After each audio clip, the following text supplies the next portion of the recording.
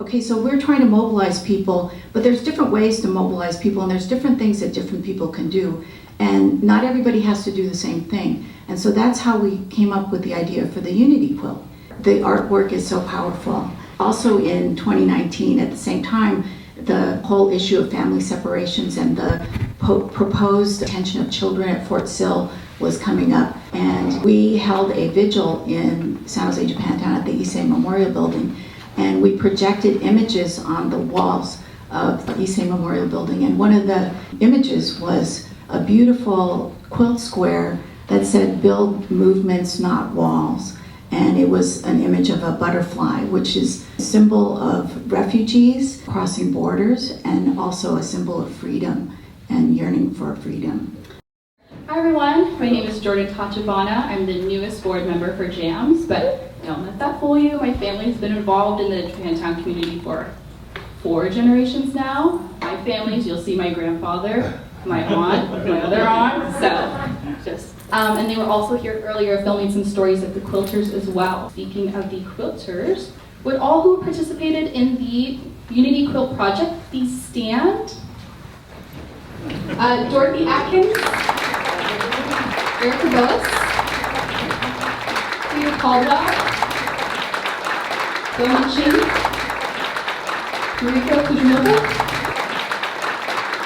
Goka Huynh, Higuchi,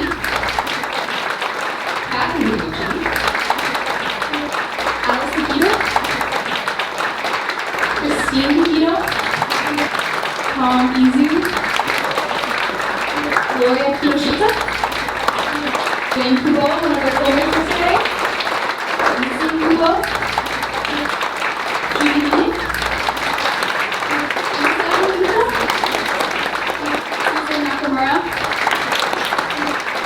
Shibayama, Linda Williams, certainly not least, JoAnn Yoshioka. I will just mention that the Unity Quilt, which is displayed downstairs, when the exhibit started at UC Santa Cruz, and because it was so beautiful, it drew a lot of students and faculty into the exhibit because they were just impressed by the artistic value. And then once they started reading about what the quilt actually said, right, a lot of them came and told me that they didn't know about this history. They knew Japanese Americans had been incarcerated during the war, but they had no idea about the history of people protesting in the 1960s, you know, the redress movement, the protest against family separation and the Muslim travel ban and registration. And so it's a great example. I would actually say everyone who contributed to the quilt project is an activist because they drew people in to and educated them about the history, right? And so it's an example for me of the many ways in which you can share historical experiences, build coalitions, and take a stand for contemporary justice. Hi, my name is Christine Hikido, and I found out about this project from my grandma, Alice Hikido. She was trying to get people to make squares for this quilt, and I joined through an organization called San Jose Nikkei Resistors, whose mission is to organize and mobilize for social justice for all, not just for Japanese American communities. And let's see, this is my square, and I use the phrase "never again is now," which is often used in progressive circles of trying to say that in the past, the Japanese American community has experienced the unjust incarceration of their families in internment camps, and we're here to say that there are still many atrocities and injustices happening today, and we should mobilize and think about and draw upon our community's experiences of injustice and support other marginalized communities. And during the time, we were thinking a lot about stopping deportations and keeping families together at the border. And I think it's still really important to talk about a few years later. I was actually just at a rally on Friday with To Do for Solidarity for someone named Lum Lee, and he's a Vietnamese man who's lived in the Bay Area for over 40 years, but he's at risk of deportation because around election times, there's often an uptick in deportations. So we still need to be thinking about deportations today, and really fighting for those who are undocumented and don't have the same rights that we have. Another thing that I want to talk about with the phrase "never again is now" is that I would love to see the Japanese American community really take action on injustices that are happening today. One that I would like to highlight is the ongoing genocide in Palestine. I've been actively organizing and protesting over the past 11 months. And I really believe that our government, the United States government, is complicit in what is happening. And I hope that the Japanese American community will really stand up and say that we need to stop sending our weapons and our money to Israel. And lastly, now that I've seen the square on the Unity quilt, I'm feeling really great about the end result. I think it was really powerful, and it's really great to see how many people came together to make it. I'm JoAnn Yoshioka, and my friend Judy Mine told me about the quilt project. And the reason why I was attracted to doing the project is because my family, my mother, my father, all of my family members were incarcerated at Poston, Arizona, and Hamachi, Colorado. So it was very important for me to make the statement of that this could not happen again, and we should never forget. My quilt square is really, I think, meaningful to me because in thinking of the design, I went through a lot of things of my mother's, who was a very crafty person. And I found some squares that she had made, and I don't know what she was making them for, but it was unfinished. But one of the squares was this crane and part of the mountain. So I decided to incorporate it into the square because she was one of the incarcerated people at Poston. And keeping families together, I think, is a message that we can send universally, because whenever there's war, families do get split apart. My father's side of the family was in Hamachi, Colorado, and he was with my mother in Poston, Arizona, so his family was split apart, and my grandmother actually passed away in Hamachi, and he was not able to see her or attend her funeral or be in touch with any of his family in person. So seeing the quilt all together is such an important and timely message, because we are at a place where I feel that history could be easily forgotten. It can be erased, it could be censored. Art is something that I think will remain, and it's also, it tells a story without reading. And I don't know how many people in the future will read about the incarcerated Japanese during the war. I know people today who did not even know that our people were incarcerated. So I think that books can be banned, but art, will always remain, and it can tell a story in just a glance. So I think the quilt as a whole, the whole quilt in itself, can tell the history of that period of time, and people can feel what it was, not just read about it and think about it, but actually feel it. My name is Dorothy Atkins. I'm an artist, and I'm also a quiet activist.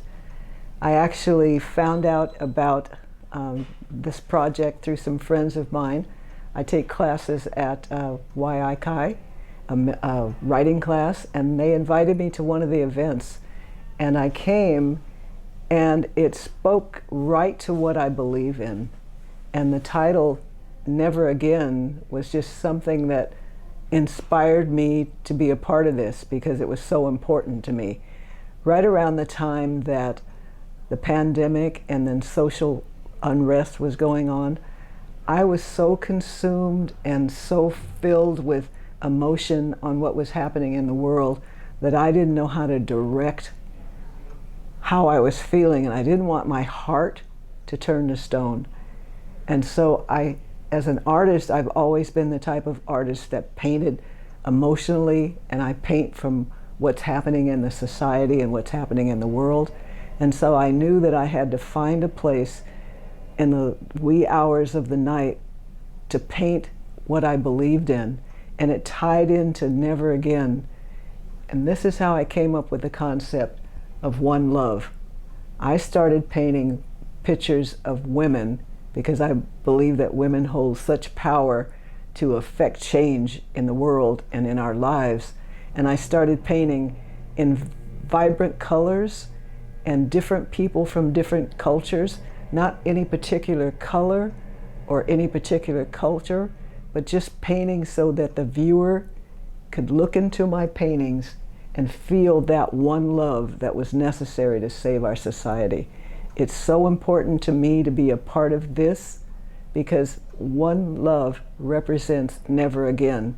And it's important, as I said, it saved my life, it saved my heart, and I want to use that momentum to be a part of this event and to stay with the people that are pushing that.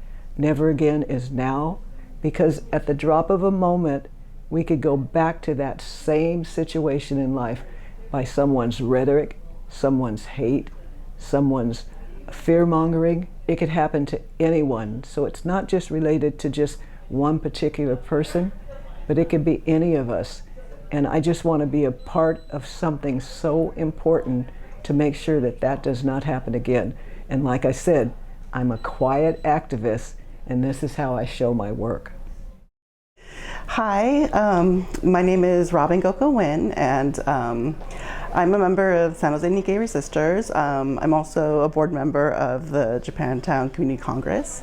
And also I'm on the board of Suzume no Gakko, and I'm just a community member here in Japantown. I'm a member of San Jose Nikkei Resistors, and our mission is to unite and activate the Japanese American community to work against any takeaways of civil liberties.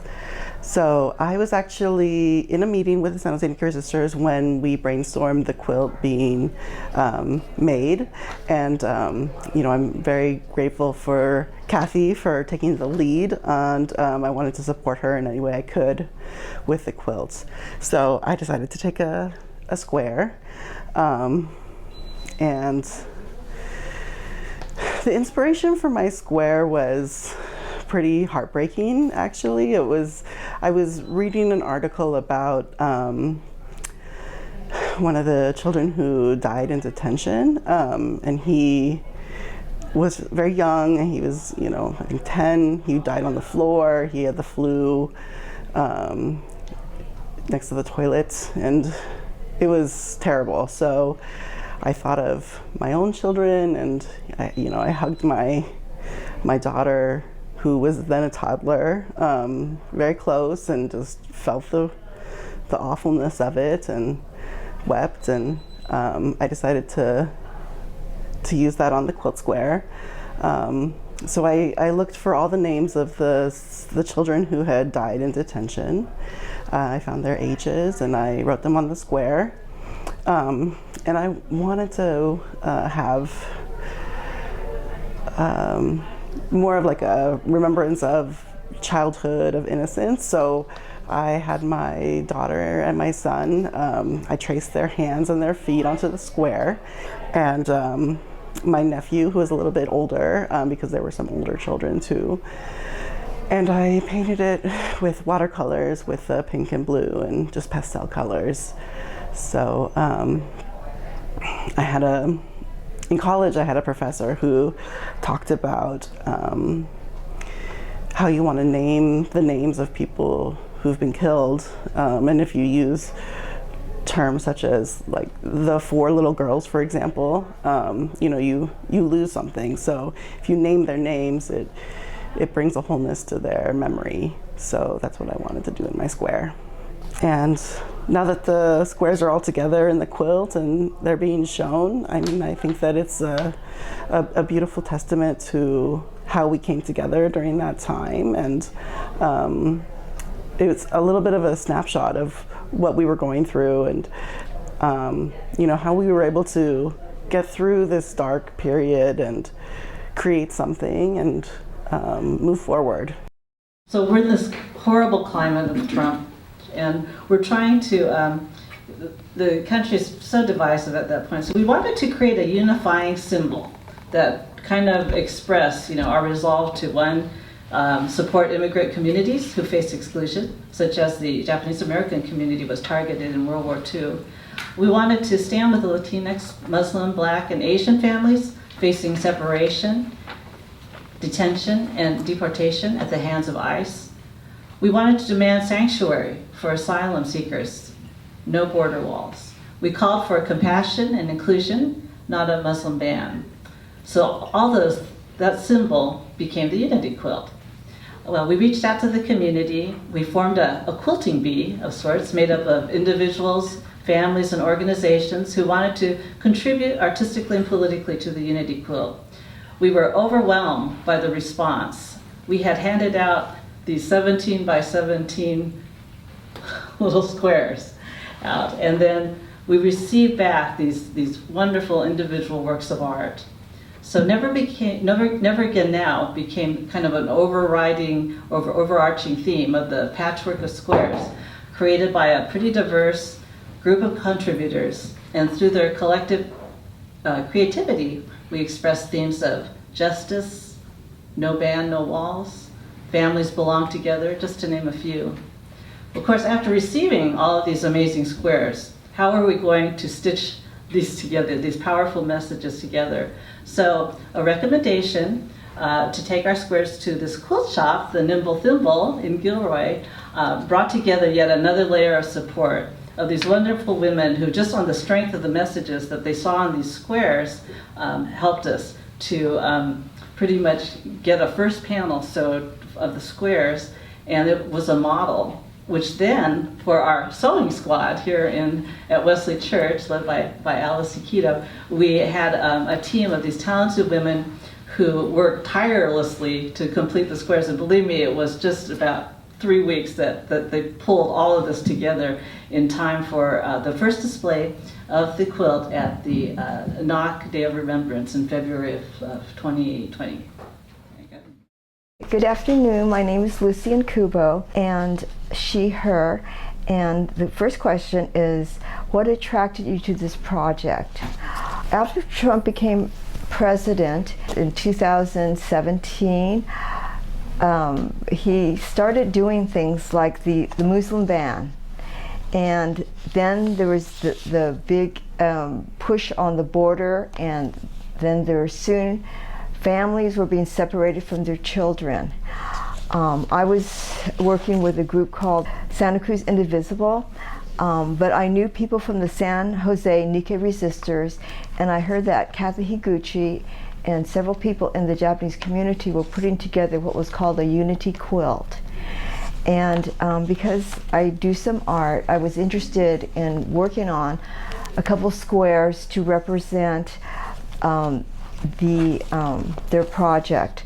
And I think I had mentioned that I was with Santa Cruz Indivisible, and our main goals at that time was to fight for democracy and fight against the Trump agenda. And his racist scapegoating of people of color, that's one of the things that represents him then, and it also represents him now. And I wanted to be part of this Unity quilt in order to show my support.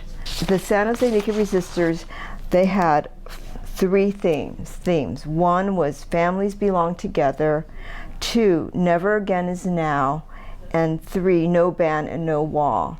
And so for this particular quilt square, I picked the families belong together, and I wanted to show the symbolism of the crane, which is of resistance and resilience, and then these are some Japanese material, but it kind of reminded me of barbed wire.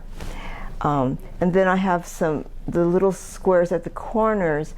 Those are from a Mexican fabric, and I wanted to kind of bring it together to show the connection between the families that were at the border at that time. This says the same thing basically, families united, no divisions, and again, I wanted to bring out the Mexican fabric and show it in, but I have Dwayne Kubo's name because you're only supposed to have one square. But he does mostly videotaping, so I said I would work on that. I think the significance of this is that the whole community, with all these people from the Japanese community coming together, not just one person, but coming together and making a large quilt, and it's sending that message that we in the Japanese community truly believe that never again is now. And I think this is especially important now after watching the debate this week, and how Trump again is spewing this racism towards Haitians in Springfield, and just saying, oh, do you know that they're taking cats and dogs and pets of people in that community and eating them? And even though I just read recently that they knew it wasn't true, but they continue to kind of play on that scapegoating of people of color, and it's not really funny. You know, I mean, I see that people are making a lot of jokes about it, but it kind of reminds, these racist jokes are not funny, and it's just a continued promoting of white supremacy in this country.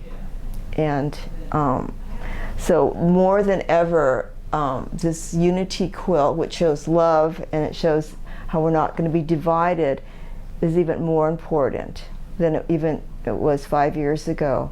So thank you so much for your interest. My name is Bekki Shibayama, and I was immediately drawn into this project because our nation was sharply divided, and there were things like mass deportations and family separations and children in detention camps that were parallels with what happened to all of our families during World War II. So it was heartbreaking, and I just wanted to show solidarity and unity. The name of the organization associated with my square is Campaign for Justice, Redress Now for Japanese Latin Americans. And our mission is to fight for redress for Japanese Latin Americans who were seized from their home countries and brought to the US and put in internment camps here for the purpose of hostage exchange during World War II. And the square, the symbolism, so this is the kanji character ai, which means love. And at the time, so my father Art Shibayama had passed away the previous year. And so I was reflecting on his many years of activism, and I was very grateful for his boundless love. So I just wanted to reach out to all communities and express love, and especially those that were being targeted with racism and oppression. And now that I've seen the square sewn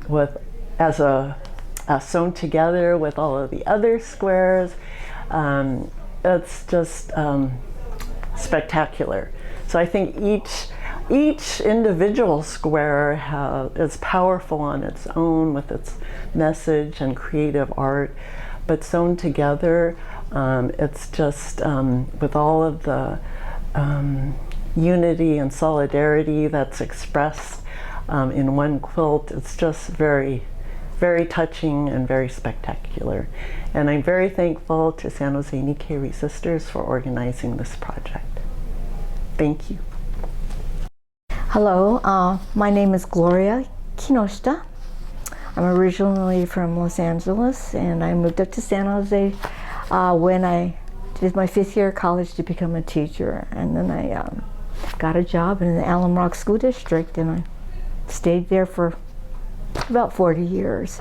Well, my credential was K through 8, but then I also was a Title I resource teacher later on, where I assist teachers working with, children that are in need. So I really enjoyed doing that.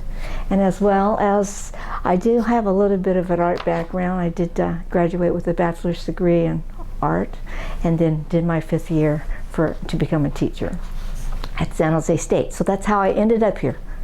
And then became involved with the Wesley Methodist Church. And so my sister-in-law, my husband's sister, asked if I would be interested in making something for the quilt. So I said, well, sure. And I was trying to figure out what to do. And so for me, as it says here, together we can make a difference. And that for me was a family, We as a family can make a difference. So what I did was I included the different members of the family. Like you have your grandmother, your grandfather, your brothers, your sisters, within that nucleus. Okay. And so then I drew pictures of those different parts, those different people. Grandson, cousins, brother, sister, counselor and minister. Actually, I did more than just a family. Nurse, pharmacist, Sunday school teacher, immigrant. I just wanted to include everyone, because together, that's how we can make a difference. I mean, we could do it by ourselves, but not very much, really. Because as a school teacher, trying to make a difference in their lives, we need more than just me and them, but I needed the outside services. But we did have a lot of programs where I also coordinated, like City Year volunteers. So they were college graduates that spent a year away from their hometown to come and work with students of need. And I was in the Alum Rock School District, so that's a very needy district. So that was another reason too. So that met my, I didn't want to go to an Ivy League school, or, I wanted to go where I could make a difference. So anyway, so the reason for saying that, together we can make a difference, is that we all need to work together to make it happen. And without that, we will never be able to make that difference, right? So that was my motivation for the quilt. Thank you. Okay, my name's Frieda Caldwell, and this is the quilt I made. The way I found out about it was through my friend Alice Hideki, and I'm in a memoir writing class with her. We used to meet at UIKI. What inspired me is the fact that I'm an immigrant. When I came to the United States, I lived at Seabrook Farms, which is well known to Japanese Americans because Mr. Seabrook went to the internment camps and asked them to come and work at his farm, and they were able to get out early. So being an immigrant and knowing Japanese Americans from the time I was little, knowing about what happened to them, and the fact that I also am a refugee. My family was ethnic German, and we lived in Yugoslavia, and after the war we had to flee, and we lived in Austria for 6 years. Then we were finally able to come to the United States, and I remember the first thing that we saw as we came into New York Harbor was the Statue of Liberty. And then in high school, I remember singing the song of the poem. It's something about the colossal, the new colossal, I think. And the words on the Statue of Liberty at the base say, send me your tired, your poor, your hungry masses yearning to breathe free. Send these, the homeless tempest tossed to me. And this has always really resonated with me. I think immigrants are the backbone of the United States. They've contributed so much in so many ways. And we need to recognize that and encourage, and therefore I say welcome all, and not be negative about immigration, because it's very important to the United States. And I'm really happy I was able to contribute to this, because I'm a champion of immigrants. I say immigrants are above average. They've greatly contributed to the United States, and we shouldn't be afraid of them, no matter what their race, their ethnicity, their nationality, or their religion. They want to come to the United States and contribute. My name is Keelin Matsuoka, and I painted this quilt square for the Japanese American Museum of San Jose. We chose a pine tree branch because it symbolizes strength, especially in Japanese culture, and it kind of relates to our community that's wide-reaching and flexible, but still very strong in fostering the Japanese American community. We wanted to emphasize that we're strength in community, that everyone who's part of this brings people together. Do you work here?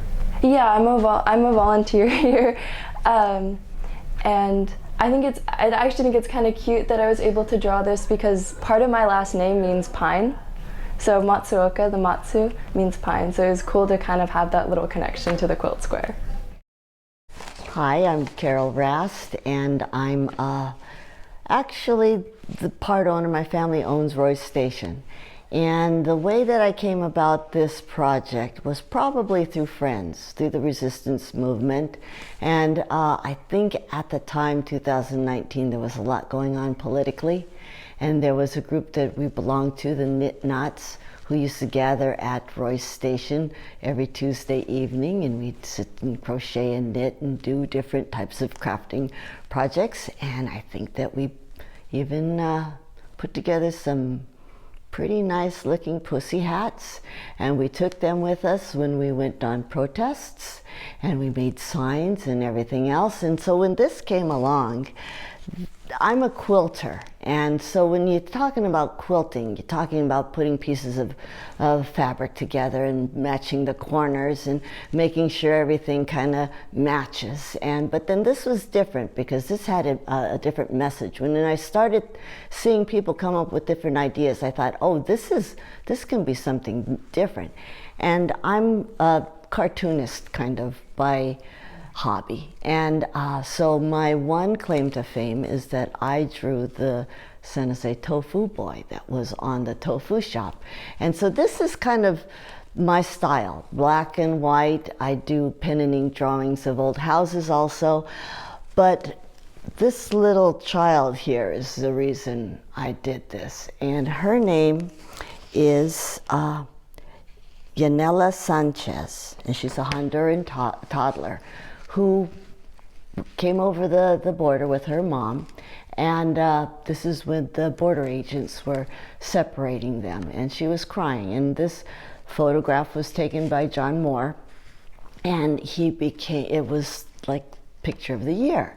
And I just thought, well, you build upon this, and that was inspired by Dorothea Lange. And she was hired by the State Department to go and take pictures of the internment and people being gathered for internment, and because she captured the essence of the internees, they put away her photos and said nobody can take a look at these. But this was taken with her two little girls in Los Angeles in front of their school, and they were saluting, doing the Pledge of Allegiance, and there were a lot of other kids behind them. But these two little girls were just really poignant, because it was taken in April, and May is when they were sent away, and so it was the innocence of before. And I've read different articles since then, and I thought those girls still remember that, and it's still a part of them. And it's really important to see, even 50, 60, 80 years later, how just capturing that single moment in history and moment in their history can really impact everything that we feel and what they've felt.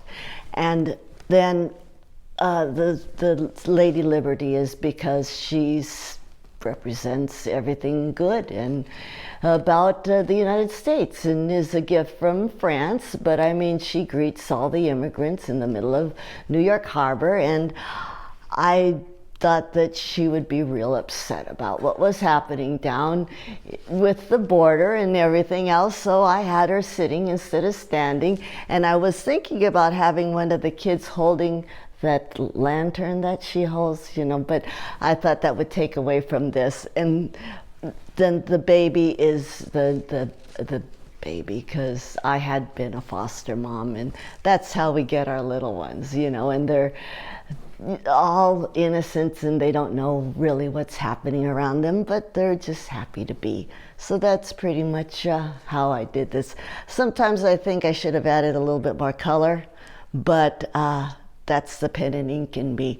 I kind of, I just did the waves and the stars to make up for the lack of the other color. So that's my contribution here. Hi, my name is Carolyn Kameya.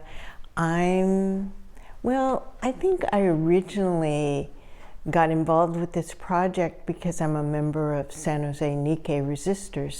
So I was in on some of the planning and about this whole Unity quilt. But in addition, I also went Tuesday nights to Roy's Station with knit knots, and some of us knit and some of us crochet. Those are the knots. So I guess it had been about a year and a half or so into the Trump administration.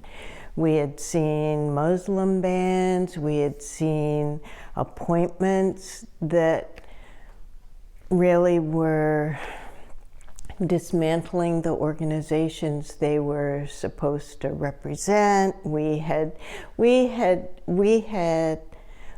thought we had been through a lot so far, and then I think it was about this time that the family separations were going on at the border, when there were so many people wanting to do something, wanting to help, wanting to stand up in whatever way against what was going on and what was being represented by our country. And so the Unity quilt and what we started doing at Knit Knots kind of came together, and we all either crocheted or knitted hearts, and we had so many.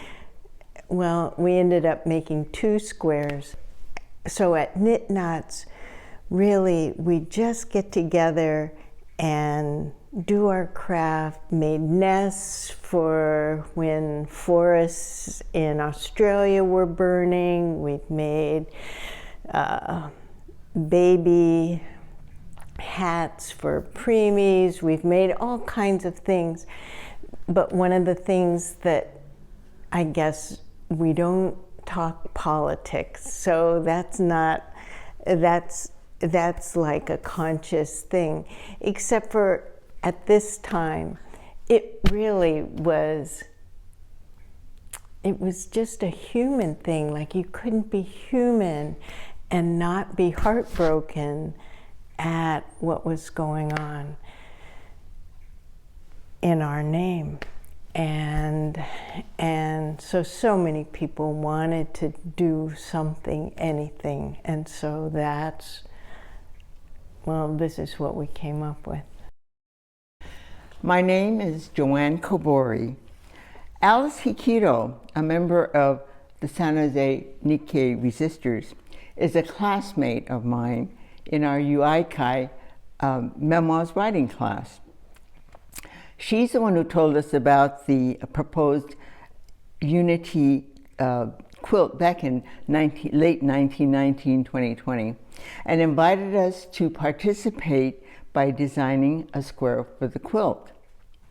4 of us, and that was Dorothy Atkins, Frieda Caldwell, Hannah Takahashi, and myself, accepted the challenge. My motivation was to represent Manzanar, where my family and I were incarcerated, because many San Jose people went to Heart Mountain, and I have just met very few from Manzanar here. I was ages 6 to 9 in Block 22 and played with Jeannie Wakatsuki Houston, who wrote Farewell to Manzanar. She was a year older and lived in the adjacent Block 16. I knew her because my auntie Chizu Furuta married her brother Woodrow, and they also lived in Block 16. A side note to that is I vaguely remember my mother, who lived nearby me in San Jose, coming over and telling me that Jeannie had come to see her to interview her for her memory of camp and anything, you know. And I think that's primarily what she did, because she was only 9 when she left camp too, so she didn't know that much more than I did. But because she's the youngest of 10 children in her family, she had a lot of elders to, you know, get stories from. The name of the organization that involved me was the UIKai Memoirs Writing Class. And we started in 2011. And the mission really was to write our life stories for our families, to leave them with some memories of it, and to share and support our writing among ourselves, because we're all amateurs, of course. Our class is ethnically diverse. We have African American members, 1 German American, and the rest are JAs. But we've all become good friends, having been together mostly from 2011. I had to look to my own feelings about the injustice done to us by our own government. I was a child when we were incarcerated. Of course, it affected my parents and the elders in my family more than I. However, it did stay with me even as a child, and I harbored feelings of resentment, anger, fear, and especially after we relocated to Chicago, I felt it all the more when I was exposed to episodes of discrimination, which of course we didn't have in camp.